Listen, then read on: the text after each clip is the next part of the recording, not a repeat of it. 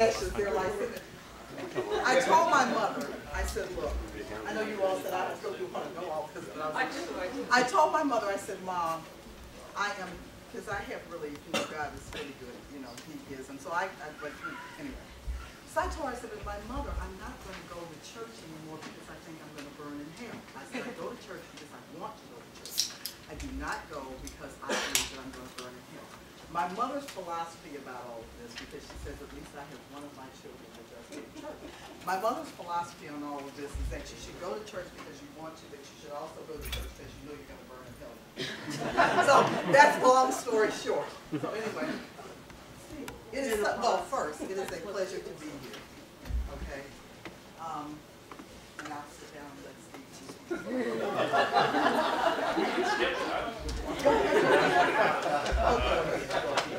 All right. Well, thank you all. Thank you all for joining us.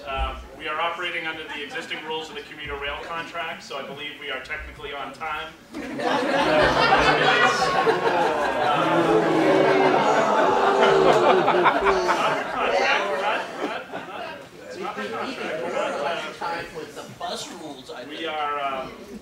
We're grateful for all of you for coming, and we're grateful to Dr. Scott for joining us. Just a quick little advertisement for the Rappaport Institute.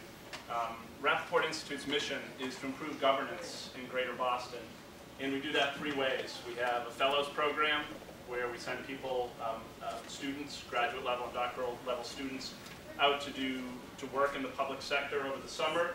We commission and we execute research, and we convene conversations like this around key issues. And we're grateful for all of you to join us. If you have the opportunity next Wednesday, we're going to have the CFO of MassDOT. Doubtless we will talk about some financial issues tonight. The CFO of MassDOT will be joining us next Wednesday. And it'd be great for those of you who are interested. We'd love to have you back. That said, Dr. Scott is with us this evening, and I just want to talk a little bit about her background, and then we'll bring you up as quick as we can. She is the newly appointed general manager of the MBTA. Previous to that, she was the general manager of MARTA, the rapid transit system in Atlanta. Previous to that, she was GM in Sacramento, then in Rhode Island. Previous to that, she held senior level positions in transit systems in New York, New Jersey, Washington, and Dallas. She holds a doctorate in political science with a specialization in public administration from Howard University and a Bachelor of Arts in Political Science from Fiscal University. As the general manager of the MBTA, she has a tremendous responsibility. 1.2 million boardings per day. That's 375 million trips per year, over 1,500 route miles, over a variety of different modes of transportation. She manages a budget of $1.65 million. And if that's not enough, she also has to keep 2,700 vehicles, some of which are almost 70 years old, on the road and operating. She has to close $160 million budget gap? Something? Yeah. Oh, that's on operating. All right. She gets to fight with multinational corporations to get rolling stock delivered. She ends up shoveling a lot of snow, particularly over the past couple days, negotiating labor contracts, and as a side job, she also administers 15 other regional transit agencies. It's a big job, and it's a big responsibility, and it's vital to the lifeblood of Greater Boston that the MBTA works. So please join me in welcoming Dr. Scott, who's going to talk.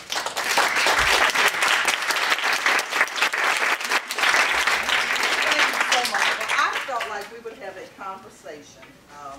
First, I want to thank you so much for the opportunity to be here. And I have, and my poor staff are over here saying, Lord, my goodness, we actually prepared remarks for her, and there she goes again. Okay, she's not taking them out, but I have plenty of them over here. Okay, I thought that I would let's have a conversation.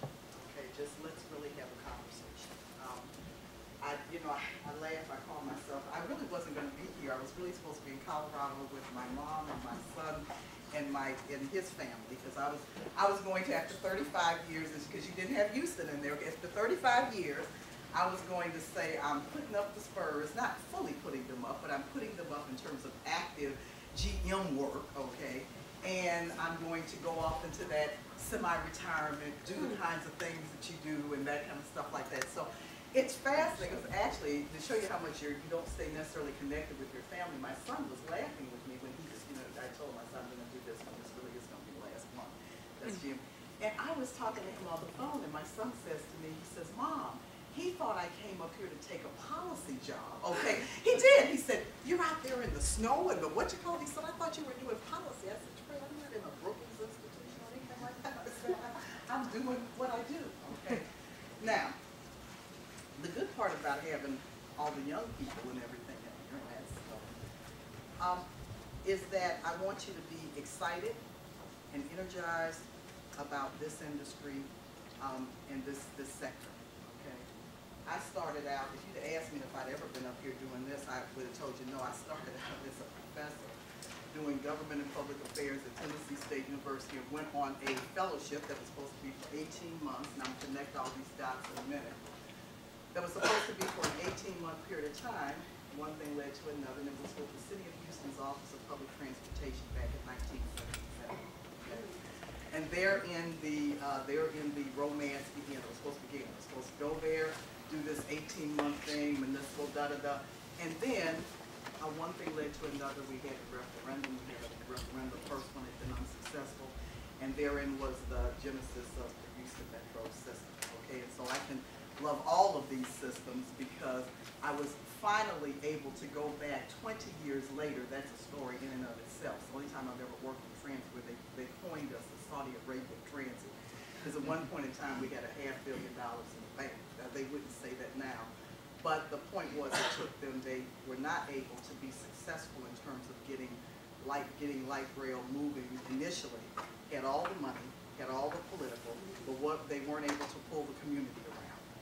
And as a result, it took 20 years before they were able to come back, okay? And lost a whole lot of opportunities in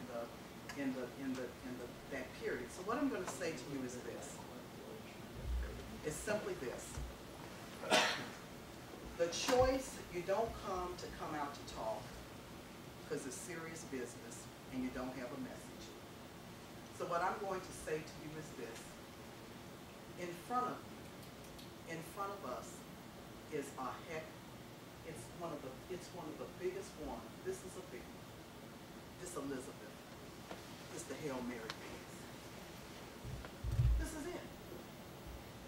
This is what is facing in terms of whether or not we choose to make the investment in the future and in transportation. We're going to get it over or not. So what I will say to you is at the end of the day, and I know it's always very easy to intellectualize and philosophize and whatever, and I always laugh and tell people, because let me tell you the things that are unassailably accurate. This is the 5th largest system in the United States, and it is. It's transit royalty, and it's the old gum, and it's fine wine. And it's old, and it's deteriorated, and it is continuing to deteriorate at an alarming rate. And you can throw any set of numbers that you want on it, pick a number. Now, you're not alone. So understand that. You're not alone. For transportation, for transit, public transit systems, just the big 7, the backlog on deferred maintenance is $40 billion. 2009 FTA report, they asked for the first ones, first time they ever did a real conditions and performance assessment. So the big 7 are 40B behind.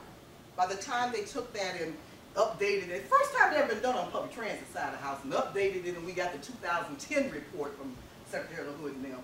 The number in terms of the public transit side of the house, in terms of backlog on maintenance, was $80 billion with a B. So the notion to me, it does not surprise me, and it should not surprise any of us, that we have we're the 5th largest. Let's go back to the original 7. So our piece of that hunk of that pie is roughly somewhere between $5 and $6 billion. Straight make. Now, I will give you, that's a fact, not my fact, and then we can go on to all the other factoids that are out there, whether all the reports that have been done here, which has been tremendous. tremendous. Thank God that all the work has been done with the different reform commissions and groups over the last, certainly slavishly, over the last probably 9-10-year period of time. Not 19, you know the numbers are there. This is what the gap is. And it's not going away, it just gets bigger. And we just get older. And we just deteriorate faster. And it just keeps moving. And it just comes back. Your house. This is not rocket science. It's not rocket science. So that's not getting any better. It's getting worse. Okay. So I come back to, and then I just kind of put on this placeholder over here. So we don't need to intellectualize this, because I put on this placeholder here, pull any report you want, not mine, whether it's the Chamber of Commerce reports. Everybody did every kind of report in the world in terms of documenting the problems in terms of lack of investment in United States infrastructure from A to Z. Society of Civil Engineers, you name it. We got reports, all God's children, 2 presidential commissions before we came into the last transportation reform thing was supposed to have been done, 2009, and we still working on life support for a 2-year bill instead of a 6-year bill, and it was 3 years late. So the point of that is, do not have an expectation that the federal government is fixing to come down to the Mounties and wind up, and you know, I don't know how many in here at this age, Fontella Bass, rescue me. It is not going to happen. Now, there will be things that the federal government will do, but the method in which infrastructure has been funded since the Eisenhower period, and that's over. So they are trying to fundamentally grapple with, at the national level, how do you in fact wind up, not only how much do you fund, and how much money is there, but they are fundamentally grappling philosophically with the issue, which is where is the appropriate place for the federal government to make its investment. And I can assure you that it is not going to wind up being in operating assistance. That ain't happening. Used to when I started out in this business years ago. Oh, salty dog. It was not unusual for urban systems to wind up receiving anywhere from 70 to 80% of your regular operating costs from the federal government. That was the deal. You did. That changed about 1998 for all but small systems.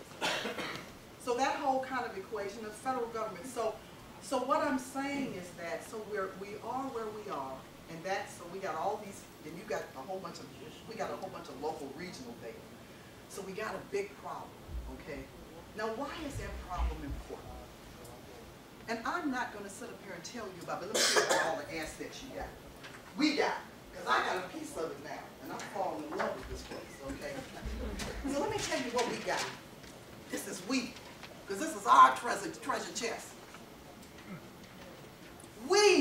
You own 368 miles of commuter regional rail. 123 stations, 12 miles. 38 miles of heavy rail transit. Do you know what 1 mile, and Lord, don't tunnel, do you know what 1 mile of that would cost to try to build today? That's why I laughed. When I was in Ramada, boy, Georgetown, wish the heck they had wound up getting it. I remember when they were building it. Lord, hell no, we won't go. Don't bring it over here. They would love to in Georgetown wind up having a metro system, station. What you could have done easily or better 30-some, 40 years ago. Hard to do today. And I can tell you one thing for doggone sure. There's one unassailable fact here, maybe. It will never be cheaper to build for us going forward than it is today. So we can procrastinate. We can talk about it. We can let another year pass, and maybe 2 or 3 more. And let inflation go, and oh Lord, let's don't have a steel or concrete crisis. And then we can figure that the $6 billion went to $7 billion or $8 billion. I want to keep telling you what we got as an asset here. This is all belongs to you. Okay? 26 miles of light rail. We got bunches of buses, 190 routes, electric trolleys, ferries. It's unbelievable. Unbelievable. Regional Commonwealth asset. And what's important about that asset? It's not about that. Every group I go to, and the thing that's kept me enchanted and passionate in this industry, I love all the big things that move, but it ain't about that. The it is what transportation, top quality transportation, means to people and means to communities. Amen. That's the it. That is the it. So this discussion that is taking place and that goes on, it ain't about how many more cars. And it's not about it. It is about people's lives. It is about the shape and form of communities. It is about which communities thrive and prosper and which ones do not. It is about whether or not this Commonwealth is going to be economically competitive, viable, and all of that, and move. It's about whether or not we're going to be sustainable and livable and have healthy communities. It's about whether or not we'll have affordable housing, because we've been able to have and support with the blood vessels that are these transportation systems. That's all we are. Make it possible for people to be able to, in fact, live, so that this whole thing in terms of the affordability matrix is one that makes sense. We can talk about all the greenhouse gas emission goals we have. We want to wind up reducing greenhouse gas emissions by such and such and such, by what is it, 20%, but no, it's 25% by 20. We're going to wind up increasing the load share of transit by 3 times by whatever. We want to wind up having the most livable, The bottom line of it is this. There isn't, I'm not trying to say we're the only, and I'm not trying to make transportation like it's the only investment that needs to be made, but I tell you the honest to God's truth, other fact, I don't know of any world class, actually competitive, livable, sustainable, I don't know of any world class places that do not have absolutely top-notch quality transportation systems. That's the economic vitality. It doesn't work. The two don't come together.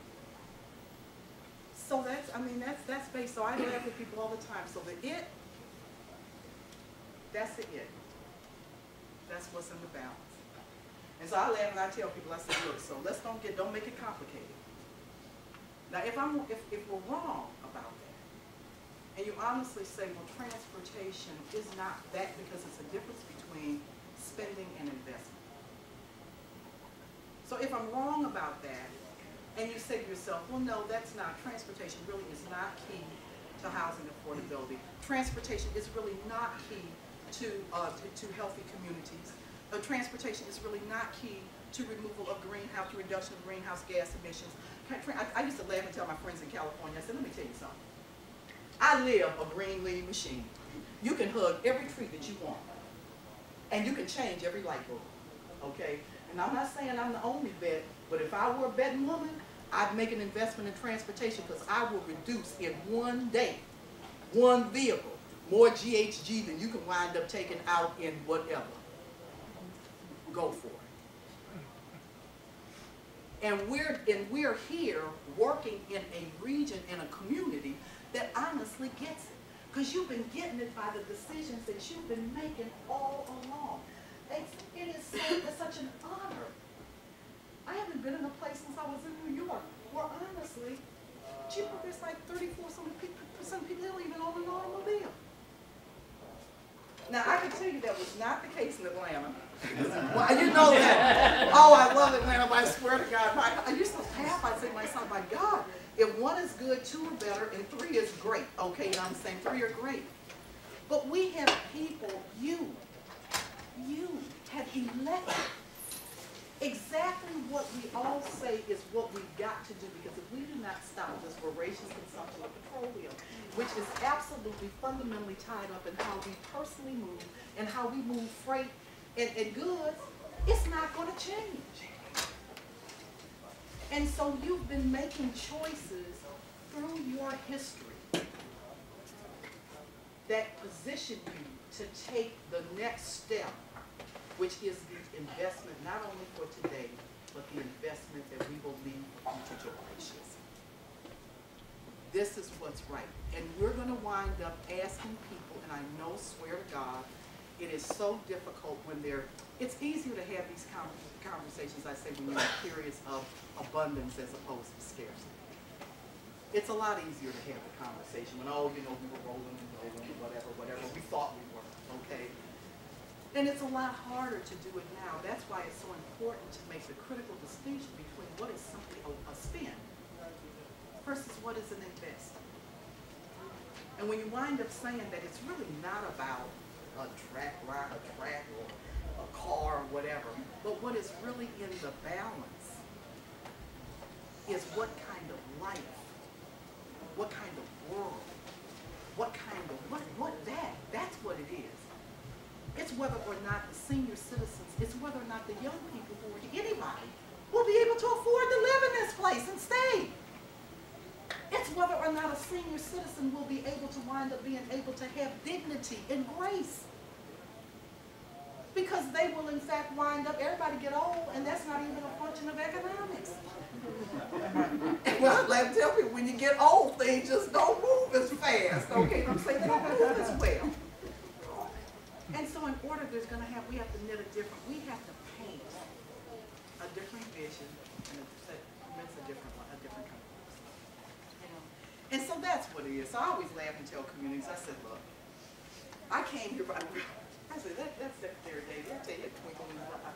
You know, he has a little twinkle like this, you know, it's like a challenge, you know. And you know, he was laughing and said, look, Scott, let me tell you what it is, Bill. We can either be doing Renaissance or rollback. I swear to God, I've done so many rollbacks. I said, well, I know I do rollback well. If you don't like to, but I can do rollback. I haven't been able to do a Renaissance since I worked in New York for 6 years and get blessed Ed Koch. I was part of the turnaround team in New York, and they told us when we first got there, worked 6 years like dogs. We would laugh and stop everything. But we also had we had a governor. That's why strategic alignment. If we didn't have alignment here, I wouldn't be here. We had a governor, and actually my MTA chair was Boston. I've had a lot of Boston that's been here, Bob Cotton, okay? We had alignment, and we had 5 years to rock and roll. And we had a $12 billion capital investment program, and that program was to turn around the New York City system. And so we said I'll never forget, I went to Dave Gunn, he's one of my mentors. David actually told me before I took this one, he's in Nova Scotia, I said, David, I'm going to give you as a reference. He said, Beverly, you suicidal. Then he started laughing. He said, of course, it's a team. It's a team. But I'll never forget when I went to interview with him as a young man, I went in that office, and he was in the stocking feet, 1340, Jason. And I went in, this was the mission, because everybody, you know, American graffiti, everything was messed up. We would have laughed and stocking. You know, New York just don't work if the subways don't work. So I went in his office. And he was in the stocking feet, he started talking, and I had never worked with him before. And so he started talking, he started looking at the map. And there's a little bit of Davy, okay? But because I'm saying to myself, now I'm going to be with my mom and my children, okay, you know what I'm saying? So he said, we're going to take it back, line by line, car by car. And when they mess them up, we're going to clean them up. And I'd be doggone if we didn't go into straight make guerrilla warfare. Almost. It was almost. We started winning like about, probably about a year and a half. And at the end of the day, every one of the 478 stations were graffiti free, or else we had them cleaned in 48 hours. And every single one of those subway cars was absolutely clean. And when we sent those buses out, we had a quality control. And it's guerrilla warfare. In New York? Yeah, in New York. And but that took place, so imagine that kind of investment that wound up taking place, and that took place like 20-some years ago. And that's exactly, now it doesn't mean that you didn't fix it all, because you don't. I mean, because you know there's a lot, but it was such a shot in the arm that gave us the option. Now then you can do the other stuff. So that's the Hail Mary pass. That's the piece that we need right now. We've had the deferral. It's nothing to be, I mean, you know, everybody wishes they could do better, you know, all that. But I'm telling you, we're not alone. All over the country, we have not been making the investments in terms of infrastructure that we should, and that's across the board. Okay? But this is one that, and we don't make excuses. We say, look, you know what, but now we know better, we don't do better. And we just gotta put that stake in and say we are taking it back. It's ours, this investment we made, and we're putting that up. We're putting it in. Now, at the same time, and this is a part that was fascinating to me as well. And this is hard. I like this. This is about transformation. This is the first time in 35 years that I have ever had an opportunity to really work in a place that is really trying to get one Department of Transportation. It is fascinating. It is fascinating. Because candidly, all of the institutional models, not just in transportation, okay, but across government, are, let me tell you, we work in a 21st century world with 20th century infrastructure and 19th century thinking. It's true. And then we go add all the new paradigms in there because we're not going to be doing it the way we used to do it, because I'm telling you, the federal government's not there. WDO-RIGht's not coming like they used to. So that means that we have a whole different, not only conversation, but the whole thing in terms of business process and model, public-private partnerships. How do we, I'll tell you, we got assets. Let me tell you what else you got. We got it. It's so much fun. I got to make sure I get all my facts right. Hold these up sometime, okay? But the point I'm making, and I'm being a little jovial, but I'm saying, did you know that we are the second biggest landowner in the Commonwealth? Did you know that we consume more electricity than anybody else? Actually, on the alternative fuel side, we pretty much up there too. I want to take it away from the time. So I'm saying the reason I connect those dots is there are going to be very different business or opportunities for transformative business models of how we knit all of this together for a 21st century world. And that, in the world, believe me, in the world of public-private partnerships, you just don't write it down on a piece of paper and say, oh, public-private partnerships. Now we got new business models. We're going to be able to do design, build, finance, operate, and maintain. It doesn't just work like that. Behind all of that stuff, and nobody got no books written on this. There's no printer you can pick up and say, this is PPP, how to do it. Behind all of that stuff, can you do imagine, because you all work this stuff, how profound in the institutions themselves the change that has to take place in order to be able to change cultures, business practices, business models. I mean, unbelievable. And because of the fact that the scripts aren't written, guess what, guys? We get an opportunity to write them. We get an opportunity to write them. And you can't, you know, you're right. So I say to myself, in a place that's got this much intellectual stuff, to wind up being able to bring that to bear into this major mutual investment we're making. Boy, that's exciting. That's exciting. Because you can't do it. We shouldn't take this money and spend it the same way we spent, 20 and 30 years ago. There are different ways to leverage, different ways to model, different ways of thinking how to do it. Us and organized labor, and I love labor. No, my best friends are labor. I laugh at national level. I say, I wish I could be in the room when you all are having your meetings, okay, a fly on the wall. Because you're dealing with the same kinds of things we are. Aging, millennials, people, just a whole different game, rules, change. I said, well, how do we recognize that and really wind up trying to be cutting edge? How do we figure out a win-win when we make it work? Fascinating. I love students. Love them. And you will get to wind up working on all kinds of things, okay, you know what I'm saying, that are real.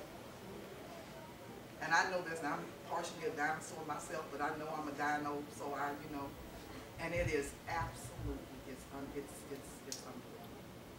So we have, we can debate a project, this project or that project. We're going to tell people if that's not the project you like, well then work in the process to get to the project you like. But most of it, make no mistake about it, almost over 3/4 of the money that's in the plan is to fix what we have. Pure and simple. Now I am one that will be very honest to say to you that we have to build for the future. So it can't, and I hate it when we wind up getting in, and really, I hate it when we wind up getting into these non-productive discussions. See, this is a scarcity abundance. When we get into these non-productive discussions about, well, it should be this and not that. It should be this, don't do this or that. Now, I'm not trying to make fun of it because I know it's hard, but really that's fussing over the whole, not the donut. We really have to find a way to strategically do the right thing across 3 things. No question, we got to fix it first.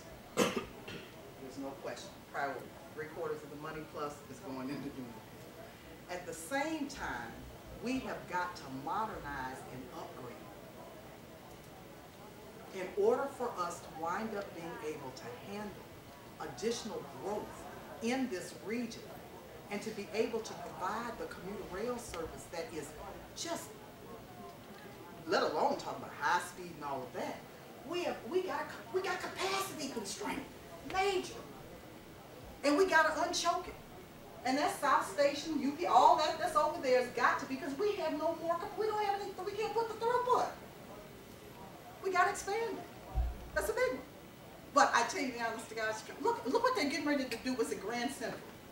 You got to make it at the same time. Now I'm not saying you go around just doing everything. But you got to get the handful of the ones that are absolutely critical to our future. And we can't let that get bogged down in the only fix it first discussion. And then we got to carve a little bit of money out. A little bit of money, honestly, I swear to God, for research and development, new technologies, and really some modernization. Doing some, for example, diesel multiple units or EMU, it's a whole different thing for us. Well, we need to not try to throw the whole bank at it, but it opens up a whole additional array of what we can wind up doing with the community. And we need to, very strategic. Bus rapid transit, I remember when Mike Mulholland, bless his heart, I saw Mike, I said, Mike, oh my God, I love him. I would see him at GM meetings, and he would be talking in these GM meetings about bus rapid transit, his bus rapid transit. And he'd be talking about how much money they were going to have to spend on the vehicles and all that kind of stuff like that. And some of us were, laughing and saying, oh my God, the cost of these things. But then I come here, I get on the Silver Line. I see the waterfront. It's not even all done by any stretch of the imagination. And you see, I remember what I remember from 12, 13 years ago, and it's the difference between night and day. Difference between night and day. I can tell you the honest to God's truth, when I was in D.C., that was in mid-90s, where the Wizards play right now, and in Chinatown, because the Ramada offices are right there across from the Building Museum in 8. It was a Chinatown, but it was like, it was a regular Chinatown. It wasn't anything like that. And the Wizards didn't, because that was our property back there. We did a joint development with them and everything. I go back and I say, look at all, and this has just been since 1196.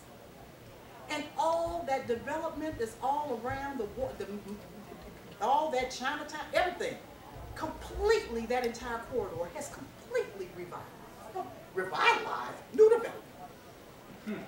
It's a whole new community over there. And that largely wound up taking place because of strategic investment.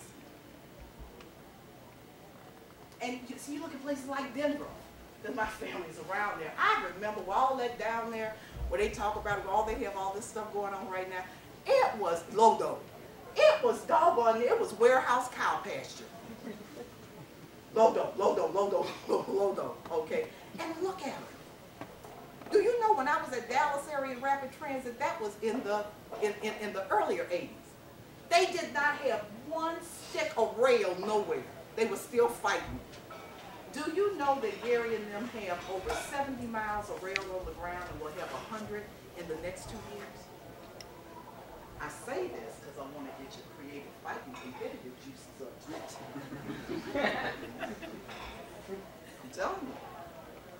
I knew Houston was going to get rail for no other reason Dallas got it. That's the way the Texas cities do. They do. I said it may have taken them 20 years. Now Dallas got something. They got a choo-choo. I can assure you Houston's going to figure out how to finally do it. But Seattle, just look at the communities. Seattle.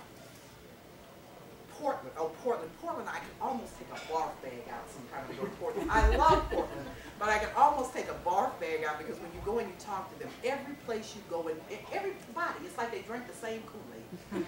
Every meeting you get, every discussion you have with any group, the arts, but they will always tell you they're world class. Their objective is to be world class. We were on one with one of our metro visits, and by the time we had gone through a 4th meeting, I said, my God, there's all these people ever talk about it. But you know what? I respect it. I respect it. Because it's always about vision. No matter where you are, vision. What's the picture? What do we want? That's why I was talking about the it. What is it that we want? It's about vision. Then it becomes about funding. Because if you don't have vision, you don't know what you're funding. You know what you're shooting at. Then it always comes down to governance. Management and administration. How you gonna govern? Then governing is one thing, then you got to do it. So that's why this whole transformation piece on the institutional structures portion of it is critical. And then it's all the issues in terms of public transparency, reporting, and accountability. Vision, funding, governance, management, administration, all the issues in terms of public reporting, accountability, and transparency. Formula don't change. So, the big deal is there's a lot of action taking place over in the big dome. I can educate and inform. I cannot advocate. Okay? And honestly, if there were ever a time for our electeds to hear from you, however you feel, I hope you feel up. But that's yours. You own it. To hear from me. They expect to hear something from the paid bill. Not the same. I mean, I got a place. I got a party. They need to hear from me. Because one of the things that our elected officials who are facing very, very, very difficult choices, they have to understand that the public does see the difference between spending and investing. Now with controls, hold us accountable. And I tell you the honest God's truth, if Scott ain't the one doing it, or Dave and them, get rid of us, ship us out. Get who you need. But that should not stop the work that's definitely needed, which is the investment, the repair of what we have, growth in strategic areas, and modernization. That has to happen. So never let the conversation ever get stymied around personalities of people. That's a cop-out. Ship it out. Get who and what you need.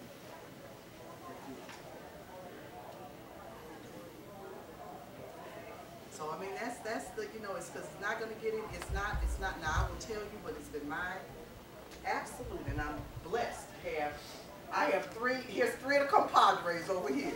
Okay, partners in crime. Charles, Mary can answer everything on the grand line. Okay. Sean is a chief operating officer.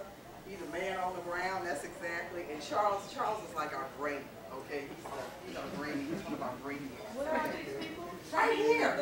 They're hiding. They're hiding. Mary doesn't want to tell you that she knows everything about the green line. Okay. Sean is our chief operating officer, and honestly all the parts of the system in terms of transportation stuff. Charles is our absolute brain, strategic planning,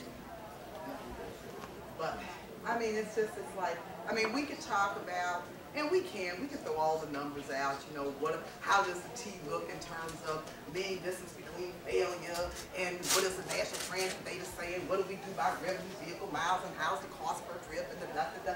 We can do it, and I'll tell you the honest God's truth, the T comports very favorably compared to its peers. It does. Is it at the top of the bank on all the indexes? No. Is it at the bottom? No. Is it a little bit better than in the middle? Yes. So on all those kinds of things, you know, we comport very well. It's not taken away from the fact that what it is what it is. We have an old system. And old things, what happens with old things? They just don't operate as, I mean, you know, and you got a group of scrappers here. I mean, absolute scrappers. Very, very experienced, very professional, and they got heart. Because any day they can get up and they start off with the excuses. Oh, this is 40 years old. This is 50 years old. Things don't work the way they should work. And they, I mean, things aren't as reliable. I mean, they just aren't. But they get up and they go for it. They know what the deal is. You gotta get what we need to do this. So anyway, so Bev will kind of, you know, I'll be quiet and just kind of, you know, let's just have, you know, a conversation. But you know, we need you. I tell you one thing, we need you. I know I'll laugh. I say I'm part of the Silver Tsunami. Okay, you know, say, you know, we need you. But I tell you the other part about it is I'll be doggone, our kids need you. They need you and they need you. Because I know there's one doggone thing my parents, and I don't think it's different than anybody. What was always a pillar of America? Certainly our infrastructure, education. There's certain pillars that we have always had. And a lot of this is going back to the future. But it's one thing for sure, you work like a dog, your folks work like a dog and all that kind of stuff. But it was always because it was going to be better for you than it was for me. It was always about it's going to be better for you than it was for me. And we turn around, we don't all turn around together. And we look at what it is that we're fixing to do for our generation. And no joking aside, this is the first time. We can't say that. Not across the board, we can't say that. And we still have time to do something. We have time to do something. And so we just gotta, and so this, you know, we gotta do it. So that was kind of the rally to arms troops, you know, get on those telephones, go have those chats. If they're, like I said, if there are things that you think, and Lord knows we are not perfect by any stretch of the imagination. We need all your help, your support. We certainly do not have all the monopoly on the smarts. Now we're pretty doggone good over there. We're pretty sturdy. But I'm telling you, this is a whole new world.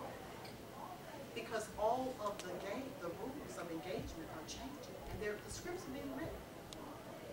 And I am not, I mean, I just finished, I always say you got to dig a little dirt before you go. So we got a streetcar funding project under this Recover's public-private partnership. Here's the first time in MARTA's history so the downtown business community was the one that put all the money in for the environmental, okay? They wound up, them in the Midtown business community, so CID. I'm telling you, this stuff is fascinating. We got the largest Tiger 2 grant for streetcar. So these are our partners, okay? Now, in our traditional world at MARTA, no different than most of the big regional transit systems, hey, we got it, we do it. We do it, and our consultants, we fund it, we do it. Well, this was the first time ever in our history that the city was the one that was the grantee, backed up by us, because they have never done any of this kind of stuff. So the feds weren't going to give any money if they didn't know who had the technical capacity and the institutional ability. So we backed them up. They're putting in all the match, okay? And I'll be doggone if the downtown business community is not only doing the environmental, pay for the environmental so we can have the stuff so we can put it into the pipeline, but they're paying for the 20 years of operation and maintenance. That is a completely different business model. We ain't never done that, okay? And I mean, so what's the dynamic? The dynamic of that, let alone the people, writing all the agreements, even if, you know, then it's all the relationships, and it's a completely different. And these are the kinds of things, so embedded in all this talk about public-private partnerships and doing this, and transit-oriented development and joint development, and how do we wind up changing how we do the funding streams and adding this and all this added value, incremental value, all of this, these are different. This is different. And so we need help. But we're going to do it, because you're just not going to do it the way things used to be done, that's all. It's not, and it's not even the right way to do it. I mean, it was time to wean ourselves off of this monopolistic, silo, you know, kind of stuff. But it's different. Lord knows I don't understand how all of it, you know, I know it's different. So it's very profound, transformative. And then think about all the other fun stuff we're going to do. I'm talking about build and grow our own.